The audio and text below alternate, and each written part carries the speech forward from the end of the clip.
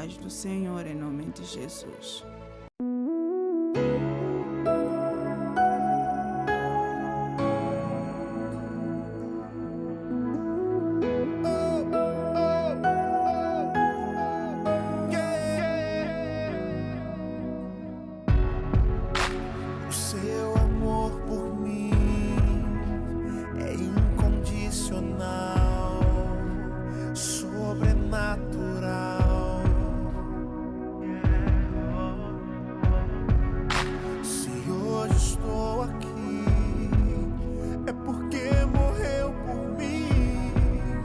Sua graça não tem fim.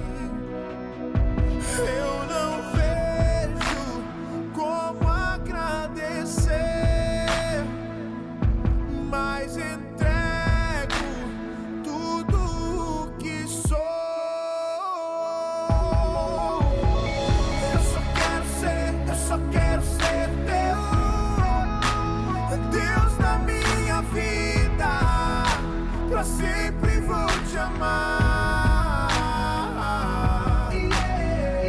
Eu só quero ser teu. Estou apaixonado, me envolve em teus braços. Eu quero ser teu.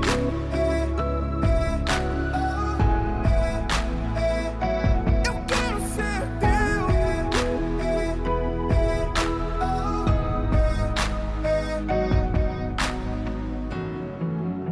O seu amor por mim é incondicional, sobrenatural.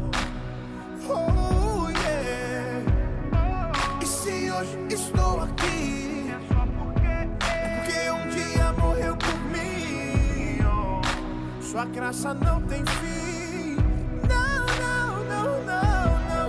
Eu não vejo como agradecer, mas entrego tudo o que sou. Eu só quero ser teu, Deus da minha vida, pra sempre vou te amar. Eu só quero ser teu. Estou apaixonado, me envolve em teus braços. Eu quero ser teu.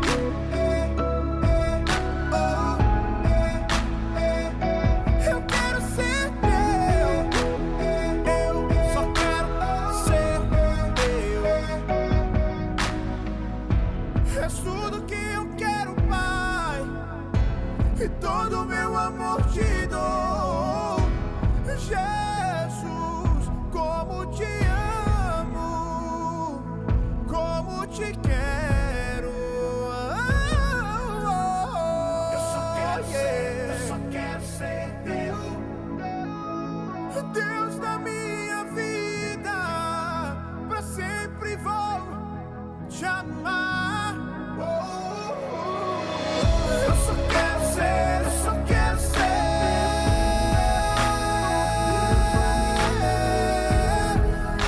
Pra sempre vou te amar. Pra sempre eu vou.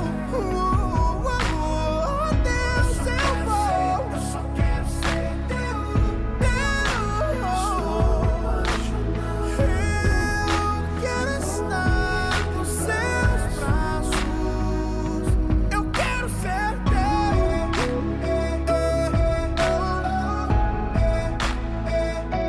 Eu quero ser teu.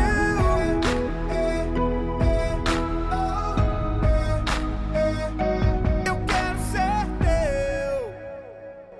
Estamos de volta para mais um programa Casa do Oleiro. E hoje o nosso estudo bíblico vai no livro do Êxodo, capítulo 1, verso 8 a 14. E lemos em Êxodo, capítulo 1, versículo 8 a 14. Depois levantou-se um novo rei sobre o Egito, que não conhecera José, o qual disse ao seu povo: Eis que o povo dos filhos de Israel é muito e mais poderoso do que nós. Eia, usemos sabiamente para com ele, para que não se multiplique e aconteça que, vindo guerra, ele também se ajunte com os nossos inimigos e peleje contra nós e suba da terra. E puseram sobre eles maiorais de tributos, para os afligirem com as suas cargas, porque edificaram a Faraó cidades de tesouro, Pitom e Rameses. Mas quanto mais o afligiam, tanto mais se multiplicava e tanto mais crescia, de maneira que se enfadavam por causa dos filhos de Israel. E os egípcios faziam servir os filhos de Israel com dureza. Assim lhes fizeram amargar a vida com dura servidão, em barro e em tijolos, e com todo o trabalho do campo, com todo o seu serviço em que os serviam com dureza. Nós aqui vimos que após a morte de José e o antigo rei do Egito, se levantou um novo rei. Se levantou um outro rei que estava a governar na terra do Egito. Esse rei não conhecera o povo, esse rei não conhecera José. Esse rei se levantou e temeu ao ver que o povo de Deus tanto trabalhava para edificar a cidade que era Egito. Ele observava, ele via que o povo de Deus era numeroso, maior que o povo egípcio. Ele olhou e reparou que os filhos de Israel eram maiores em força. Então, ao observar o povo, ao contemplar o povo, pensou nele. Eles, mesmo com tanto trabalho que fazem, com tanto sacrifício que eles têm feito, mas ainda têm força para trabalhar, ainda têm força para fazer trabalhos pesados. Então aí ele pensou, aí ele maquinou e disse: ousemos sabiamente para com eles, para que se porventura os nossos inimigos verem guerrear conosco, eles também não se revoltam contra nós e saiam da terra. Porque eles olhavam para o povo de Deus e viam escravos, olhavam para o povo de Deus e viam apenas pessoas que os serviam, que trabalhavam para eles. Então ele ousou, primeiro nós vemos aqui um ponto: colocaram sobre eles jugos pesados, colocaram sobre eles, sobre o povo, fardo pesado, para que eles não pudessem ter força para se multiplicar, para que eles não pudessem ter força de trabalhar, para que eles pudessem morrer. Esse é o objetivo do rei de Egito, para que o povo morresse. Mas quanto mais ele colocava o jugo sobre o povo de Deus, quanto mais ele afligia o povo de Deus, mais eles se multiplicavam, mais eles tinham força de trabalhar, mais eles tinham prazer em realizar o trabalho que eles faziam. O diabo, quando vem para atacar, o diabo, quando vem para atuar na vida de alguém, ele não vem só por vir. O diabo, antes de atacar, ele prepara a sua presa. O diabo, quando ele vem, ele não vem só porque já veio hoje. Ele te estudou, ele teve a vida inteira te estudando. Ele teve a vida inteira acompanhando as suas falhas, as suas fraquezas. Ele foi acompanhando minuciosamente quem é fulano, quem é fulana, para ele atacar. Ele não vem só atacar, ele estuda, para ele tirar esse pensamento, para ele falar disso do povo de Deus, é porque ele olhou o povo e viu. Mas esse povo que tanto trabalha, continua se multiplicando, continua fazendo coisas grandes, continua tendo força. Isso é um perigo para nós. Então vamos castigá-los, vamos tratá-los com servidão para que eles morram, para que eles desfaleçam, para que eles fiquem desanimados. O rei começou a tratar o povo duramente, severamente. Mas mesmo assim o povo não se cansava, mesmo assim o povo acreditava, mesmo sendo cansado, mesmo sendo escravizado, o povo não desistia. O povo insistia cada vez mais em trabalhar, em mostrar força para trabalhar. E o rei não se conteve com isso. O rei colocou jugo, colocou fardo pesado sobre o povo, mas ele não conseguiu. Quanto mais ele os afligiam, mais eles se multiplicavam. Isso deixou o rei ainda mais chateado, mais revoltado. Não pode. Hoje nós vemos Cabinda passando numa situação dura, difícil.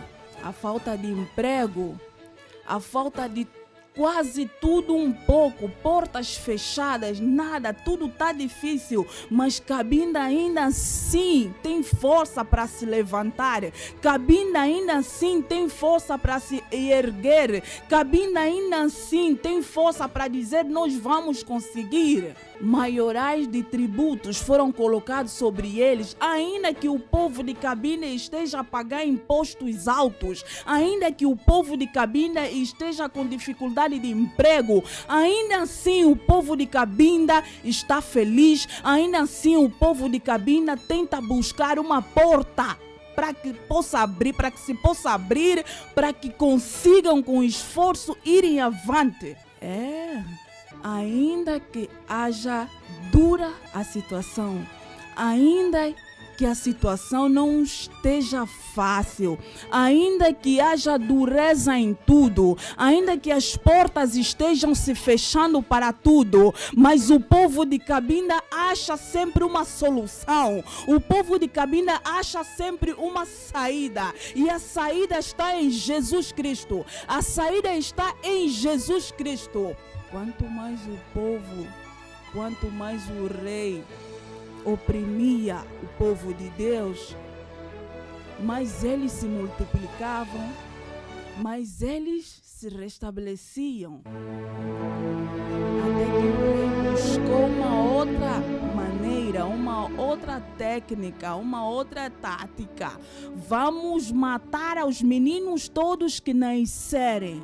Se for menina, deixai com vida, mas se for menino, tirai a vida. Ainda assim, ainda que matam os nossos meninos, ainda que matam os nossos filhos, ainda que matam os nossos irmãos, ainda que matam os nossos maridos, Deus há de prover. Assim como Ele conservou a Moisés, assim como Ele conservou a Moisés dentro do palácio do inimigo, ainda assim Deus conservará em vida aquele que há de salvar, aquele que há de libertar, aquele que há de trazer paz e renovo ao povo. O rei viu.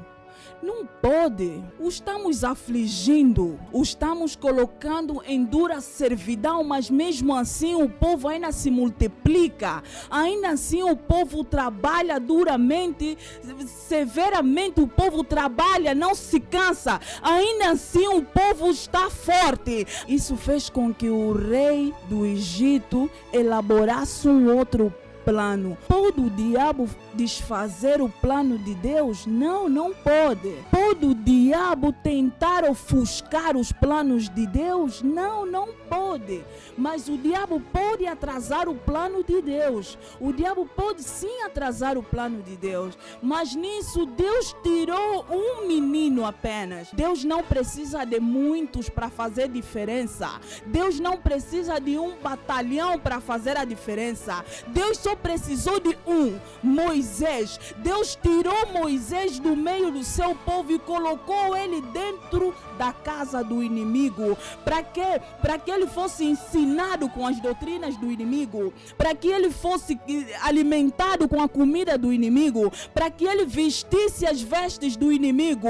Moisés cresceu no palácio do rei. Moisés cresceu no palácio onde o inimigo tentava fazer mal. Na parte de fora nós vemos que o rei mata, dizima as crianças, mas Deus não está preocupado com o que está fora, mas com o que está dentro. Deus não olha para o exterior, mas sim para o interior. Deus colocou dentro da casa do faraó aquele que havia de libertar o povo. Deus colocou dentro da casa do faraó, onde via a confusão, onde via a morte, Deus colocou dentro aquele que havia de salvar o povo, aquele que havia de libertar o povo. Daqui a nada nós estamos olhando para Moisés, ele anda como egípcio, ele veste como egípcio, ele come como egípcio, mas porém nele nós estamos a ver algo diferente, mas nele estamos a ver algo que não é de Egito. Nós estamos a ver algo nele que há diferença. Não. Há uma diferença quando olhamos para um egípcio e quando olhamos para este egípcio, que fora aparenta ser egípcio, mas o seu interior é hebreu. Oh, aleluia, em nome de Jesus. Nós estamos a olhar para Moisés, nós estamos a dizer, mas esse é diferente, esse aqui é diferente, esse não faz parte, alguma coisa nele é diferente. Nós estamos a ver, oh mãe, oh pai, tu olhas para os teus filhos e dizes, mas não pode, esse meu filho é diferente dos outros, esse meu filho aqui não assimila bem na escola, esse meu filho aqui não sabe ler, esse meu filho está sendo a minha preocupação. Mas daqui a nada Deus vai te dizer, este é para mim um vaso escolhido, este é para mim um vaso escolhido. Por isso não reclama, não murmura, não resmunga, dobra os teus joelhos na presença daquele que tudo faz e tudo pode, e ele daqui a nada vai te dizer, este é para mim um vaso escolhido. Ele é diferente porque ele tem um sinal que é meu, ele é diferente porque dentro dele tem algo que me pertence. Aleluia, aleluia. O rei do Egito não só ele preparou, ele elaborou, ele disse, vamos colocar carga sobre eles, vamos colocar peso sobre eles, vamos subir o imposto para que eles não consigam fazer nada, vamos subir o imposto para que eles não tenham dinheiro para fazer, vamos subir o imposto. Mas mesmo subindo o imposto, mesmo o imposto alto, o povo se alegrava com o pouco que tinha, mesmo com o imposto, mesmo com trabalho duro, mesmo com a falta de emprego, o povo conseguia alegrar-se no Senhor. O povo conseguia alegrar-se no Senhor. O rei já não entendia mais nada. O rei já não estava a entender. O rei estava a ficar perplexo. Mas não pode, como é possível? Nós os maltratamos, nós os tratamos duramente, mas mesmo assim eles ainda continuam crescendo, continuam se multiplicando, continuam tendo força para trabalhar. Oh, deixa-me dizer uma coisa aqui para o povo de Cabinda. Oh, foi selado, foi fechado para que não entram mais carros ocasiões, mas mesmo assim o povo ainda compra carros 0 quilômetros. Oh, foram fechados o porto para que Cabinda não produza, para que Cabinda não cresça. Mesmo assim os cabindas ainda continuam e conseguem construir grandes casas, comprarem grandes carros. De todo lado estão sendo bloqueados, de todas as maneiras estão sendo fechados, mas eles conseguem abrir uma porta, a porta que é Cristo Jesus em suas vidas, para a restauração, para a edificação das suas vidas. Enquanto eles planificam, enquanto eles lançam dardos e flechas numa direção, Deus está conservando em vida dentro do campo do inimigo. Daqui a nada eles estão a ser surpreendidos, porque a libertação está vindo de dentro e não de fora. A libertação está vindo de dentro e não de fora. Cristo Jesus trabalha com o nosso interior e não exterior. Por isso é que o Satanás sai sempre derrotado. Porque ele, quando olha, ele vê o exterior. Quando ele observa, ele só vê o que está por fora. Porque o nosso interior pertence a Deus. Ninguém mais pode sondar senão aquele que veio, aquele que morreu na cruz para nós. Não há outro além dele. Não há outro além dele. Em todos os lados o povo estava sendo afligido. O povo gritava, o povo clamava. Mas mesmo assim o povo estava feliz, trabalhando com o que eles pudessem trabalhar. O povo estava alegre, e isso estava a inquietar o rei do Egito. Ele estava procurando várias as maneiras para destruir, mas não conseguia, porque ninguém frustra os planos de Deus. Ninguém frustra os planos de Deus. Se Deus havia declarado em Gênesis que ele libertaria o povo dele, então se aquele já havia chegado o momento, não há diabo, não há demônio, não há homem, não há ninguém que se levanta para tentar ou para impedir o plano de Deus. Quando Deus diz que agora, é agora. Quando Ele diz que é já, é já. Assim como o Senhor Jesus disse ao gatuno na cruz: hoje mesmo estarás comigo no paraíso. Hoje, se o Senhor Jesus diz que agora, é agora. Ainda que a terra se mude, ainda que a terra tremeça, a palavra de Deus se cumprirá. A palavra de Deus se cumprirá. Cabinda, povo de Deus, Senhor tem preparado uma pessoa. Senhor tem preparado uma pessoa. Assim como Ele conservou a vida de Moisés dentro do palácio do rei, assim como o Senhor conservou a vida de Moisés, porque Ele sabia que Moisés havia de libertar o povo, Senhor nosso Deus havia conservado a vida de Moisés. Senhor nosso Deus havia guardado a vida de Moisés. Onde seria o melhor lugar para conservar em vida, se não dentro do palácio? Onde o Senhor poderia conservar a vida de Moisés, a vida daquele que havia de libertar o povo, se não dentro da casa do inimigo? Deus cegou os olhos de Faraó. Deus cegou os olhos de Faraó. Faraó alimentou a Moisés. Faraó deu vestes a Moisés. Faraó ensinou a Moisés. Moisés foi ensinado com leis, estatutos, doutrina de Faraó do Egito. Ele foi ensinado dentro das leis da casa do Faraó. Mas porém dentro dele havia algo que era de Deus. Dentro dele havia algo que pertencia a Deus e não a Faraó e não ao Egito. O caráter de Moisés. O sangue que corria nas veias de Moisés não era sangue egípcio, mas sangue hebreu. O inimigo será envergonhado quando se deparar que aquele que veio para libertar, aquele que veio para sarar, aquele que veio para trazer a vida, a consagração ao povo de Cabinda, estiver dentro do palácio do rei. Ele ficará frustrado quando souber que esteve o tempo todo dentro da casa do Faraó, aquele que havia de libertar o povo. Cabinda, creia em Senhor Jesus Cristo. Cabinda, toda a situação que o povo está vivendo, creiam somente em Senhor Jesus Cristo, que é o único capaz de dar vida, que é o único capaz de libertar, que é o único capaz de restaurar. Senhor Jesus é o nosso único mediador.